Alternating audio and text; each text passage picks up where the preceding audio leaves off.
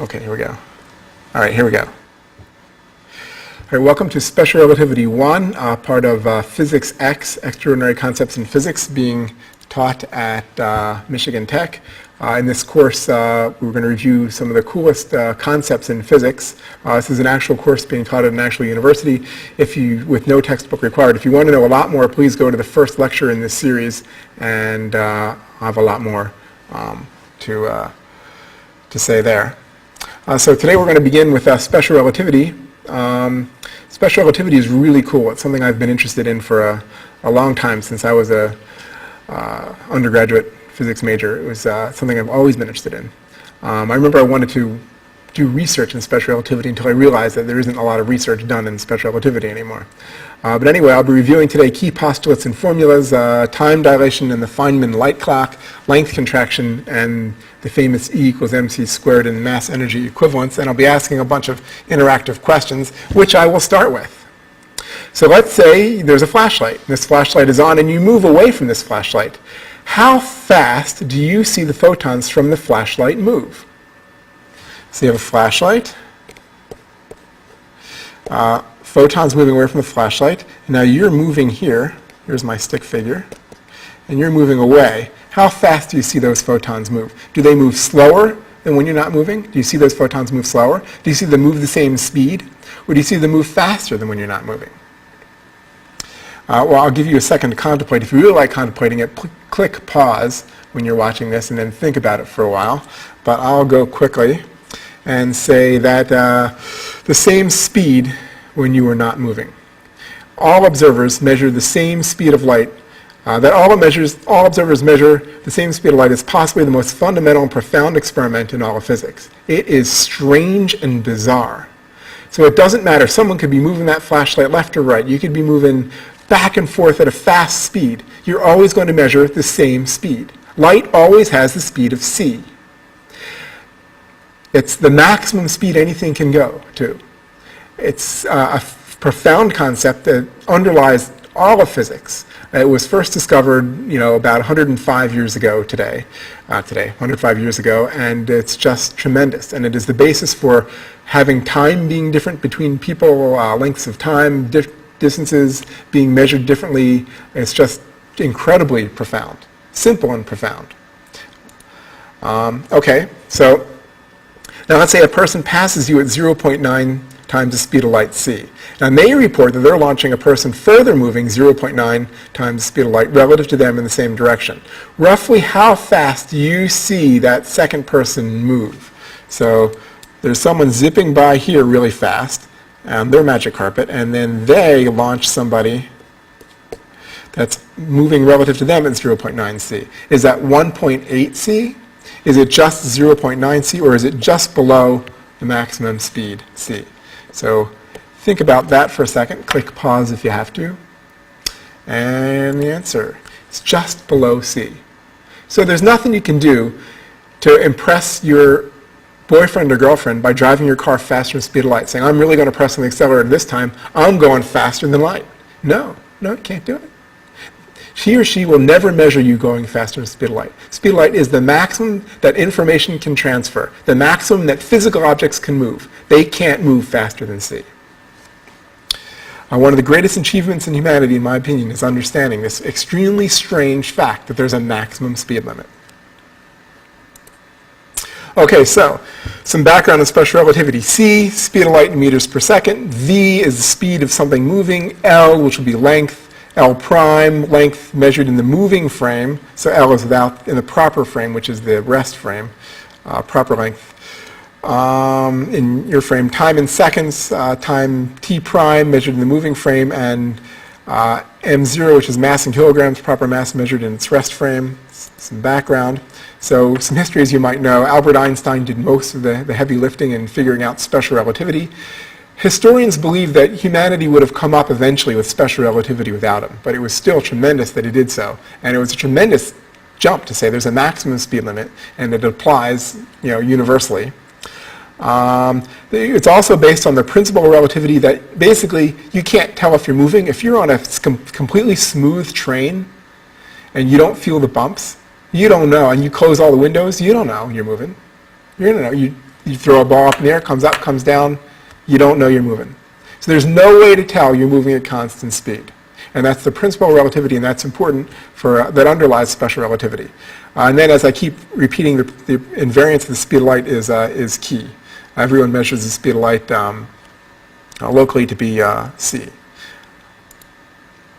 If you want to start doing complicated problems in special relativity, you have to be very careful. You can easily make blanket statements, but they're unlikely to be correct unless you identify specific observers that you're talking about. Identify specific frames of motion, which means trains may be moving at some velocity. Specific experiments. It's hard to make blanket statements without making something very specific in experimental idea. Another is what specific observations were you referring to when you measured that? If you get all of these, then it'll be easier to argue with somebody, because many times arguments involving special relativity, they don't have one of these things exactly right, and then it turns out there was a disagreement between reference frames or exactly what the experiment was or what specific observation was being made by what observer. Okay, so simultaneity also was called into question. Here we go. A train passes you. You touch a person standing in the middle of a train car, right in the middle, causing a spark. This spark has light. Do you see light from the spark hit each car end simultaneously? Yes, you do. No, you don't. Only if the person on the train does. Or doesn't anyone care if the train catches fire? So this is okay, well, you can stop it, go right to the answer, and the answer is no. You actually will see, standing on the platform, you actually see light hit part of the train car, the end nearest you. So if you started here, here's the train car, and here you are, and here's the person on the train car. They should be in the middle. They will see light, I'll put them in the middle, they will see light hit both ends of the train car at the same time. But further down, as time goes on, you're here. You're here, and you see light hit the back end of the train car. The train's moving like that. The back end before it hits the front end, because you're closer to the back end. So light hits it and then hits you. But to hit the front end, it has to go all the way a little bit further, and that's to come all the way to you. It's further. So if the speed of light was infinite, it'd be the same, because infinite can travel. But since the speed of light is finite, it takes time to do things. And that breaks the principle of simultaneity, which means that not everybody's going to agree on what's simultaneous. The person standing on the train car will say, no, the light hit both ends of the car at the same time. And you'll say, no, they didn't. They hit the one end nearest me first and the other end second. It's different. And other people will think that it hit the other end of the train car first. So what you consider simultaneous depends on what's going on, depends on where you are, the reference frame you're in. And so that simultaneity is no longer something everybody can agree on as a profound concept that results from this. And here's a picture of a train car. I'll skip this a bit and go right to the next one. So Einstein understood this involved that in order to make all this work, in order to make the speed of light the same for everybody, you're going to have to drop some really fundamental concepts that people thought were the same, which is time intervals. People will no longer agree not only on simultaneity when things happen at the same time, but the length of time it took for things to happen. People now disagree on, and that's called time dilation. Richard Feynman quantified this well in something called the Feynman clock, where he would say, okay, look, speed of light, you have a light clock where light bounces up and down, photon goes back and forth between a light clock, and you're at rest with that. Now, move that light clock in this direction. And light will still continue to bounce back and forth. Oops, okay, wrong way, this way. It will still continue to bounce back and forth on the light clock. However, the speed of light is the same. So the time interval it takes to go from here to there is different. So you now disagree with an observer. The two observers, one moving with the light clock and one not moving with the light clock, disagree on how long it takes light to bounce back and forth. And that's called time dilation. Typically, when you see someone else move, you think that their clock is running slower. But when they look at their own clock is always running at the same speed it's always moved. So you don't measure your own clock as changing, but you can measure other people's clock as changing, and usually it appears to run slower. So here's another quick quiz. So let's say you have a particle that takes 2.22 microseconds to decay. Now another particle that's just born zips by at light speed, near light speed. How long do you measure for this particle to decay? Would it be less than 2.22 microseconds, the same as 2.22 microseconds, more than 2. Or should you just be happy that it's not 6.66 microseconds? So you can stop the video and think about that, but I'll jump to it because I'm limited. The answer is more than 2.22 microseconds. And this is a direct result of special relativistic time dilation. You see time running for that particle, which happens to be a muon, run slow. So it seems to take longer. And we've seen in the lab, due to cosmic rays, things take longer than 5 times that amount. So cosmic time dilation works. It's the way reality is. People don't agree on how long it takes for things to happen. And that depends on how fast things are moving. Fundamental concept in physics. So if you take light and you move it along that duration of time, you can get length contraction too. And length contraction can be really interesting and messy and come up with lots of paradoxes, which we will cover next time. Because the strange thing about relativity is if two people are moving, each one thinks the other one is length contracted. And length contracts in the direction of motion. So how can both be right? And that leads to some really delicious experiments that you can do, and thought experiments that you can do that the answers aren't always obvious. So let's now jump to the most famous equation in all of physics, E equals mc squared. So this is really interesting because it turns out that in terms of rest mass, E is equal to mc squared, where m is the mass in your frame, and you get this strange thing, square root of 1 minus v squared over c squared, which when v becomes equal to c, when some small object begins moving really, really fast near light speed, that object, assuming it had mass, its mass becomes much, much larger. Officially, it diverges. So you can take anything. You can take a little flea and zip it up. If the flea could move that fast, it could be more massive than a bowling ball when it hits you. Mass, energy, and momentum all increase with speed. Okay. And now we'll go to one interesting aspect of this that I've always appreciated, not always, but come to appreciate when I saw it, is that total energy is not equal to kinetic energy, which is the motional speed. So the kinetic energy is the total energy minus the rest energy. So if you expand this, you can get the kinetic energy in terms of the rest energy here, m0. m0 equals rest energy. I think I defined this in an earlier slide.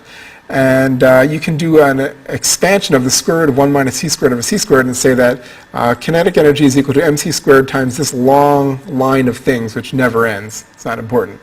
But what happens is you can cut off the later ones and come up with the idea that kinetic energy is equal to 1/2 mv squared, which we know. So every time in introductory physics you keep learning E equals 1/2 mv squared. But here's what they don't tell you. There's a relativistic correction term. There's actually an infinite number of them. And the first one is 3/8 m0 v to the fourth c to the fourth. So E, kinetic energy, it turns out, is not just equal to 1/2 mv squared. That only works when the velocity of the object is really small compared to the speed of light. Once the things start zipping up there, then you have to start including the higher order terms. And they're always there. They're just not very dominant. So E is is only an estimation equal to 1/2 m, where m is the rest mass v squared. The first correction term is 3/8 m v to the fourth over c to the squared. So that will sum up, that will end this special relativity 1 lecture. And please remember to keep Schrodinger away from your cat. See you next time.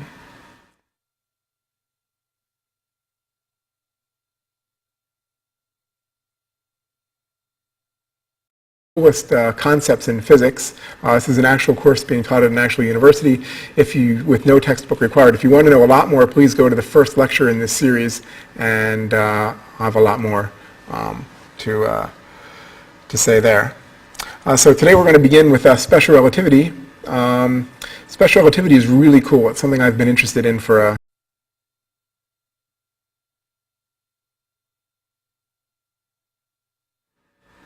Okay, here we go. All right, here we go. All right, welcome to Special Relativity 1, part of Physics X, Extraordinary Concepts in Physics, being taught at Michigan Tech. In this course, we're going to review some of the cool... Now, you're moving here. Here's my stick figure. And you're moving away. How fast do you see those photons move? Do they move slower than when you're not moving? Do you see those photons move slower? Do you see them move the same speed? Or do you see them move faster than when you're not moving? Well, I'll give you a second to contemplate. If you really like contemplating it, click pause when you're watching this and then think about it for a while. These squared and mass energy equivalents, and I'll be asking a bunch of interactive questions, which I will start with. So let's say there's a flashlight. This flashlight is on and you move away from this flashlight. How fast do you see the photons from the flashlight move? So you have a flashlight, photons moving away from the flashlight. And a long time since I was a undergraduate physics major. It was something I've always been interested in.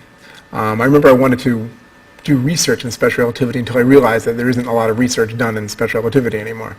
But anyway, I'll be reviewing today key postulates and formulas, time dilation and the Feynman light clock, length contraction, and the famous E equals mc